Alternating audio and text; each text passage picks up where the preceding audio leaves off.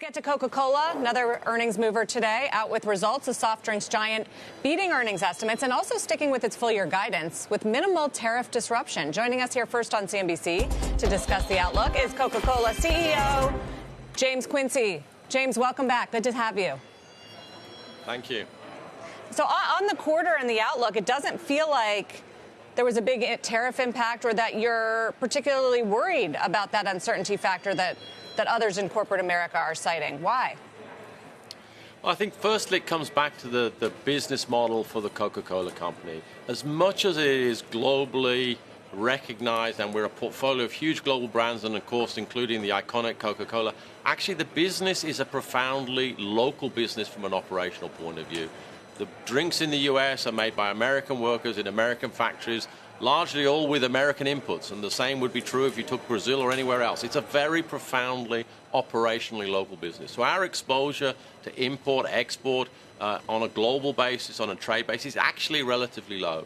And even those few things we do need to source from other countries, we have to take it in the round of all the other business factors that are out there. You know, if you just look at the something we may buy like aluminum for the US, we got to look at not just what's the tariff, but what's the movement in the commodity price, what's the movement in the hedging, what's the movement in the forex. You take all those things together, we believe that there's lots going on, some pluses and some minuses. We've got a great strategy, a very effective local business model, and we believe that it's all manageable and we're not changing ours or nor of our US bottlers changing their current pricing plans. Which is why the 5 to 6% revenue growth expected, 2 to 3% earnings growth expected. What about the consumer? Because we heard from other staples so far this quarter, this season, Procter & Gamble, your competitor Pepsi, they cited uncertainty with the consumer and how that's led to trade downs and different decisions. Are you seeing that? Certainly we're seeing some disruption for consumers around the world.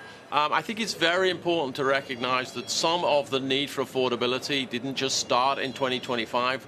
Inflation was a factor for the last few years, and that lower income segment of the population in many markets has been looking for affordability for a while. So that's a continuation of that strategy that we need to stick right on, make sure we're offering affordable options, and make sure we stick close to the consumers. So that will remain true. The other piece is, you know, that there's a difference between sentiment and behavior.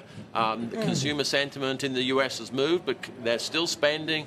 They've still got some robust levels of savings relative to pre-COVID. So there's still some money out there, and the consumers are still out there, largely speaking, behaving, obviously with a caveat on some of the lower income consumers where affordability is really important. It may be that we see more. I was just going to ask, you don't see any recessionary behavior or anything like that?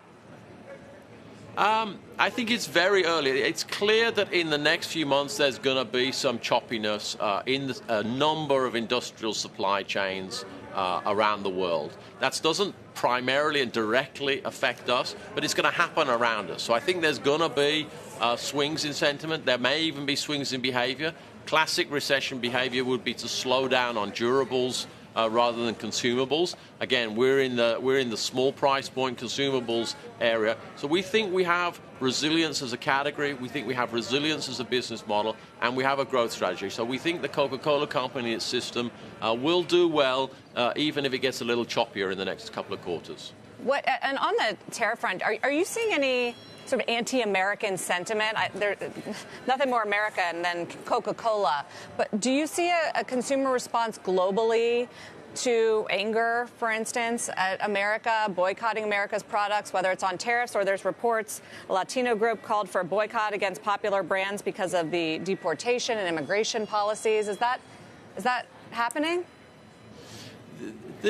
Some anti-U.S. sentiment does occur, you know, actually sporadically, and that is true if you look backwards in history, and unfortunately I'm sure it'll be true in the future. Sometimes it's around false information, which some of those videos were around the Hispanics. That I think is abating. But there has been some negative sentiment in a number of countries and certain populations. What we do is to focus on our brands, and the crux of the matter for Coca-Cola is it is a global brand, but it has very universal values, and it has a very local business operation. And we find when we do face some of that negative sentiment, if we focus on the brand and the localness of its operation, made in country X by people from this country, and we reinforce affordability, that brings the business back. Obviously, it has a little dip, but it brings the business back. So it's a problem we've seen before. It's a problem we encountered in Q1. It'll happen sometime in the future, but we have a game plan to see us through it and bring the business back so we can stick to our overall strategy.